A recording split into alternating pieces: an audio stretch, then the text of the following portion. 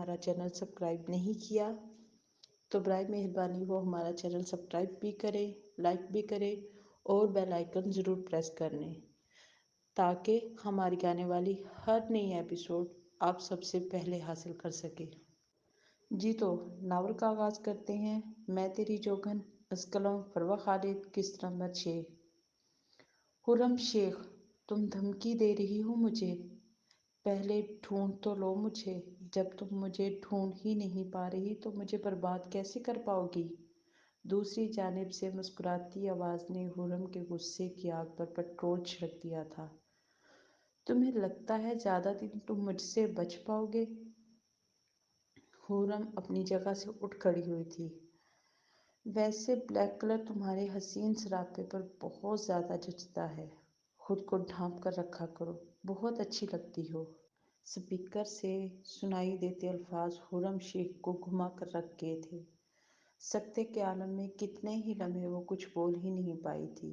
وہ تو صبح 3 بجے سے یہاں اسٹڈی میں ہی بیٹھی تھی، تو پھر اس شخص کو کیسے پتا چلا تھا کہ اس نے بلیک کلر پہن رکھا تھا؟ تمہیں کیسے پتا میرے ڈریس کے بارے میں؟ خرم کو گھبراہٹ سی محسوس ہونے لگی تھی۔ اسے محسوس ہو رہا تھا اسے وہ شخص کہیں سے دیکھ رہا ہے۔ اٹھ کر چلنے کی وجہ سے اس کا گاؤن کندھے سے ڈھلک گیا تھا، جس کی وجہ سے اس کے سلیوز باہر جھانکنے لگی تھی، مگر اس کی بات سنتے خرم نے جلدی سے اپنا گاؤن درست کیا تھا، جس پر دوسری جانب سے وہی دل تک اتر جانے والی خوبصورت قہقہہ سنائی دیا تھا، جس سے چھپنے کی ضرورت نہیں ہے۔ اسی سے خود کو چھپا رہی ہو خرم شیخ؟ اب کی بار تو خرم کو یقین ہو چکا تھا کہ وہ شخص اسے اسی وقت دیکھ رہا ہے۔ اس کے اسٹڈی روم کی کھڑکیاں، دروازے سب بند تھے، جس کا مطلب تھا کہ اس شخص نے وہاں کیمرہ لگوا رکھا ہے۔ اس کی اپنے گھر تک پہنچ کے خیال سے ہی خرم کا دل خوف سے کانپ گیا تھا۔ ایک دنیا کو ڈرا کر رکھنے والی خود اس وقت خوف سے کانپ رہی تھی۔ مجھ سے ڈرنے کی ضرورت نہیں ہے، میں تمہارا خیر خواہ ہوں۔ اب کی بار اس کا لہجہ پہلے کی نسبت کافی نرم تھا۔ اپنی یہ خیر خواہی اپنے پاس رکھو گھٹیا اور بزدل انسان، اگر ہمت ہے تو سامنے آؤ۔ یوں مجھ پر چھپ کر نظر رکھتے نامردوں والی حرکتیں کیوں کر رہے ہو؟ خرم چلائی تھی۔ وہ خرم کو یہ نمبر ٹریس کروانے کا کہہ چکی تھی۔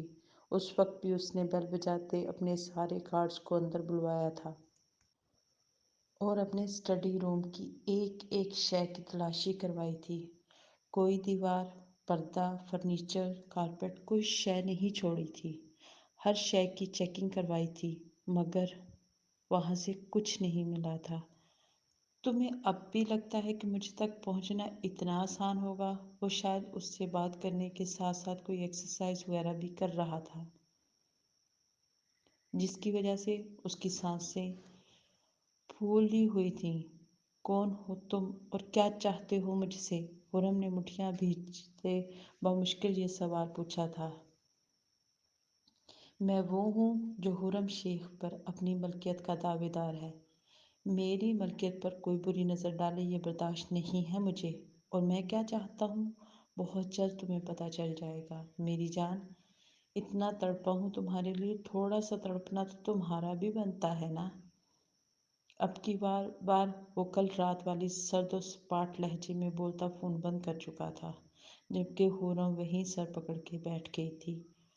خرم، اس شخص کو ہر جگہ ڈھونڈو، تم لوگوں کے پاس 24 گھنٹے کا وقت ہے۔ یہ شخص مجھے زندہ یا مردہ کسی بھی حال میں میرے سامنے چاہیے، ورنہ تم میں سے کسی کو بھی چھوڑوں گی میں، کسی کو نہیں چھوڑوں گی میں۔ خرم اپنے تمام گارڈز کو اکٹھا کرتی ان سب کو حکم دیتے بول رہی تھی، جس پر وہ سب سر تسلیم کرتے الجھے سے وہاں سے نکل آئے تھے۔ وہ خود نہیں سمجھ پا رہے تھے کہ ان کی باس کی زندگی میں بھلا یہ کون آ گیا تھا جس نے خرم شیخ کو بوکھلا کر رکھ دیا تھا۔ وہ لڑکی جو پوری دنیا کو اپنے پیروں تلے رون دینا چاہتی تھی، جو نہ کبھی کسی سے ڈری تھی اور نہ جھکی تھی، جو اپنے سامنے سر اٹھا کر بات کرنے والوں کا سر کٹوا دیا کٹوا کر رکھ دیتی تھی۔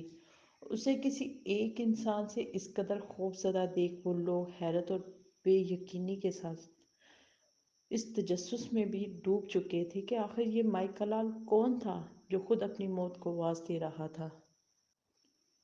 محمل گھر آ کر اپنے روم میں بند ہو چکی تھی۔ اس نے نہ ہی کسی سے کوئی بات کی تھی، نہ ہی اپنی ٹینشن کم کر پا رہی تھی۔ تبریز کئی بار اسے کال کر چکا تھا، مگر وہ اس وقت جس ذہنی کشمکش کا شکار ہو چکی تھی، اسے کچھ سمجھ نہیں آ رہا تھا کہ تبریز کو فہمان کے بارے میں بتائے یا نہیں۔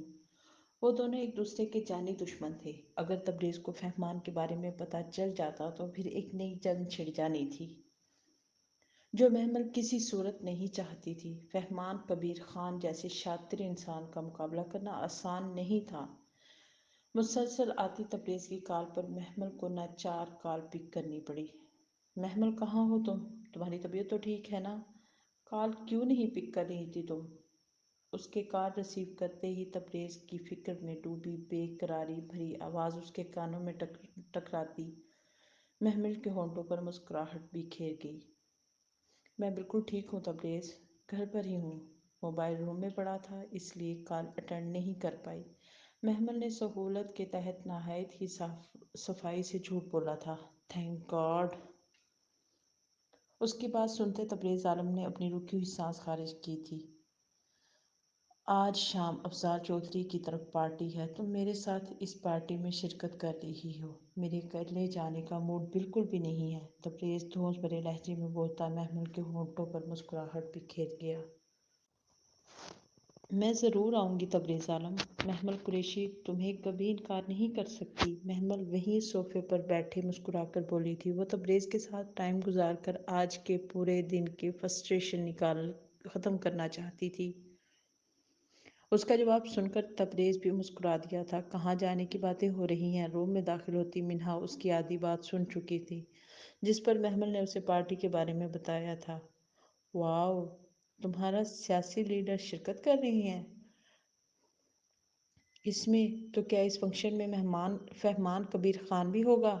وہ لوگ اسے تو ضرور بلائیں گے نا؟ محمل کی بات سن کر منہا ایکسائٹڈ ہوئی تھی، جس پر الماری کی جانب بڑھتی محمل نے پلٹ کر گھورا تھا اسے۔ میرا اچھا بھلا موڈ غارت کرنے کی قسم کھا رکھی ہے تم نے کیا؟ فہمان کو افضال چودھری اپنے بیٹے کی منگنی میں کسی قیمت پر نہیں بلائے گا، بہت بڑا دشمن ہے وہ ان کا۔ محمل نے بہن کو جواب دیتے پارٹی کی مناسبت سے اپنے لیے کوئی ڈریس سلیکٹ کرنا چاہا تھا۔ او ہو! آپ بھی ایک اینکر ہو کر آپ کی معلومات اتنی ناقص کیوں ہیں؟ ایسے فنکشنز رکھے ہی دشمنوں کو دوست بنانے کی خاطر ہیں۔ افضال چودھری بھی کچھ ایسا ہی کرنے کا ارادہ رکھتا ہے، دھیان سے جائیے گا، وہاں کیا پتہ آپ کی ملاقات آپ کی فیورٹ پرسنالٹی فہمان کبیر خان سے ہو جائے۔ ویسے میرے لیے اس سے آٹوگراف ضرور لیتے آئیے گا۔ کیا دھوتا ہے وہ باقی سیاستدانوں کو، خاص کر تبریز عالم کو۔ منہا بات کے اختتام پر اپنا قہقہا نہیں روک پائی تھی، جبکہ فہمان کی آمد کے خیال سے ڈریس کی جانب بڑھتا محمل کا ہاتھ کانپ گیا تھا۔ اگر وہ سچ میں آ گیا تو؟ مگر اپنی فضول باتیں بند کرو اور جا کر کچھ پڑھ لو، ایگزامز چل رہے ہیں تمہارے۔ محمل کے لتاڑنے پر منہا ہونٹوں پر مسکراہٹ سجائے وہاں سے نکل گئی تھی۔ وہ جانتی تھی اس کی بہن کو فہمان کے نام سے بھی کتنی چڑ ہے۔ محمل سر جھٹکتی اپنے لیے ڈریس نکالنے لگی۔ دوسری جانب سے جو بات اسے کہی گئی تھی وہ سن کر اناویہ کی آنکھوں میں ایک امید پیدا ہوئی تھی، جیسے کسی مرتے ہوئے کے اندر زندگی کی امید جگا دی گئی ہو۔ اسود اسے وہاں سے نکلنے کا کہہ رہا تھا۔ اناویہ کو بھی اس وقت اس نکاح سے بچنے کے لیے اس اقدام سے بہتر کچھ نہیں لگا تھا۔ اس کے پاس بہت کم وقت تھا، رات 9 بجے کے قریب اس کا نکاح تھا، ابھی 6 بج رہے تھے۔ وہ اس موقع کو ضائع نہیں جانے دینا چاہتی تھی۔ اسفندیار نے اسے سارا پلان سمجھا دیا تھا اور حویلی کے باہر اسفندیار کی گاڑی کھڑی تھی، جہاں تک کسی بھی طرح اناویہ کو پہنچنا تھا۔ اناویہ نے نبیلہ بیگم کو اپنے کمرے سے روم سے جانے کا کہہ دیا تھا۔ نیچے سب لوگ نکاح کی تیاریوں میں بزی تھے۔ وہ سب سے اچھی بات ہی یہی تھی کہ شاہپیر اس وقت حویلی میں موجود نہیں تھا۔ اناویہ خود کو بڑی سی شال میں لپیٹے روم سے نکل آئی تھی۔ کارڈیور میں چند ایک ملازمین کے سوا کوئی نہیں تھا جنہوں نے اپنے کام میں مصروف ہونے کی وجہ سے اس سے دھیان ہی نہیں دیا تھا۔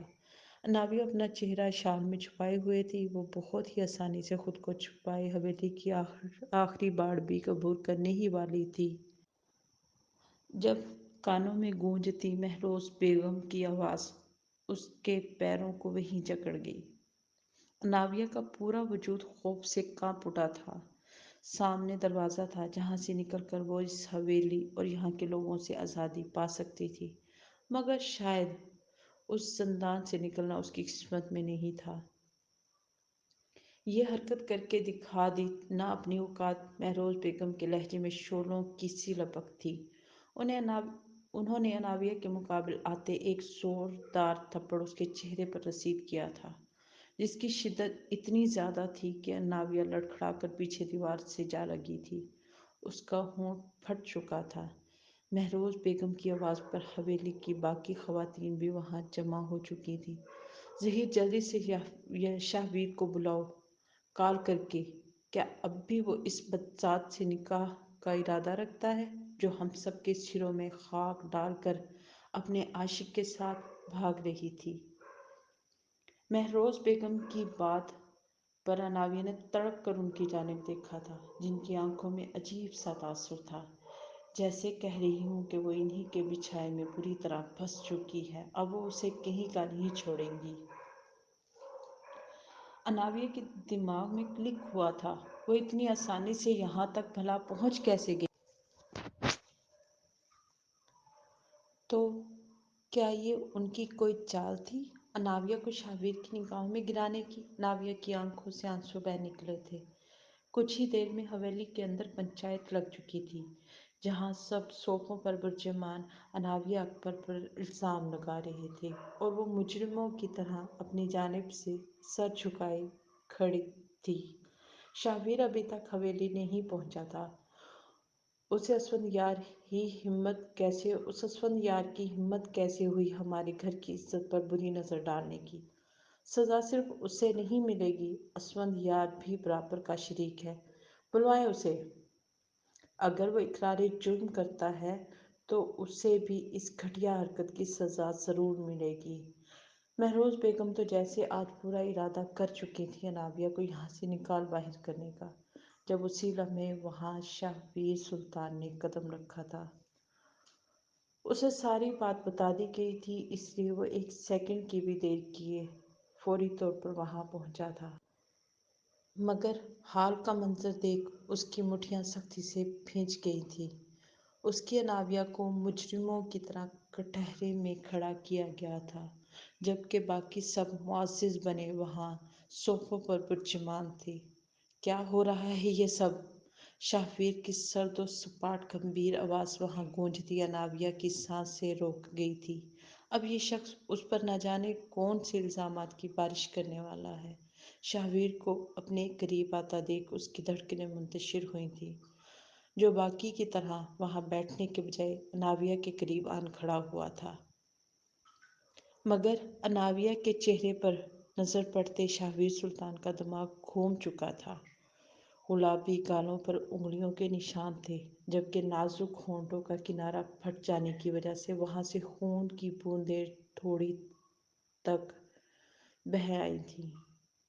شاہویر کو لگا تھا کسی نے اس کے سینے میں خنجر گھونپ دیا ہو۔ شاہویر بیٹا، آپ اس بدذات کو ابھی بھی اپنی بیوی بنانا چاہتے ہیں، جو آپ کی عزت مٹی میں ملا کر اپنے عاشق کے ساتھ بھاگ رہی تھی؟ مہروز بیگم نے ایک بار پھر سے وہی زہر اگلنی چاہی تھی۔ بس! شاہویر ہاتھ اٹھا کر انہیں وارن کرتا اتنی زور سے دھاڑا تھا کہ وہاں سب لوگ ہی اپنی جگہ پر ساکت ہوئے تھے۔ انابیہ پر ہاتھ کس نے اٹھایا؟ شاہویر کا چہرہ غصے کی شدت سے لال ہو چکا تھا، جبکہ آنکھوں میں جیسے خون اتر آیا تھا۔ محمل قریشی نے فنکشن کی نسبت سے ڈارک پرپل کلر کا پیروں کو چھوتا نہایت ہی خوبصورت فراک پہنا تھا۔ لائٹ سے میک اپ کے ساتھ وہ مسکارا اور پنک لپسٹک لگانا نہیں بھولی تھی۔ بالوں کو کیچڑ میں قید کر کے کمر پر ڈالے وہ کانوں میں چھوٹے چھوٹے ٹاپس پہنے سادگی میں بھی غضب ڈھا رہی تھی۔ وہاں آئی باقی خواتین کے ڈیزائنرز ڈریسز اور بیوٹیشین سے تیار ہونے کے باوجود محمل قریشی اپنی سادگی اور اپسراؤں جیسے حسن کی وجہ سے نمایاں تھی۔ محمل قریشی کو وہاں آ کر بہت اچھا لگا تھا۔ تبریز عالم کی باتوں سے اس کا موڈ بالکل فریش کر دیا تھا۔ اور سب سے بڑی بات، وہاں فہمان کبیر خان نہیں تھا۔ آج کا چیف گیسٹ کون ہے اور کب تک تشریف لانا ہے؟ انہوں نے افضال چودھری کے قریب آنے پر تبریز نے مسکرا کر ان سے پوچھا تھا۔ محمل ان سے مل کر وہاں ایک جانب کھڑی اپنے دوست کی جانب بڑھی تھی، مگر سامنے سے پتھروں کی روش پر بچھے کارپیٹ پر تیز قدموں سے چل کر آتے فہمان کبیر خان کو نہیں دیکھ پائی تھی، جو اپنے کزن شہاب اور اویس کے ساتھ چلتا وہاں آ رہا تھا۔ محمل کے اچانک سے وہاں آ جانے پر فہمان اس لمحے دیکھ نہیں پایا تھا، جس کے نتیجے میں محمل سیدھی اس کے سینے سے ٹکرائی تھی۔ جی تو ناظرین، اس کے ساتھ ہی ہماری یہ آج کی ایپیسوڈ اختتام پذیر ہوتی ہے۔ اب سب سے درخواست ہے کہ جنہوں نے ہمارے چینل کو سبسکرائب نہیں کیا تو پہلے جا کر وہ سبسکرائب کریں، اور جنہوں نے ہماری کسی بھی ایپیسوڈ پر ریویوز نہیں دیے تو اس پر لازمی دیں، تاکہ ہمیں اندازہ ہو ہمارے چاہنے والے کتنے ہیں اور کتنوں کے دلوں میں ہمارے لیے محبت ہے۔ اسی کے ساتھ ہی آج کے لیے اتنا ہی کافی ہے۔ دعاؤں میں یاد رکھیے گا، اپنا خیال رکھیے گا۔ اللہ حافظ، فی امان اللہ۔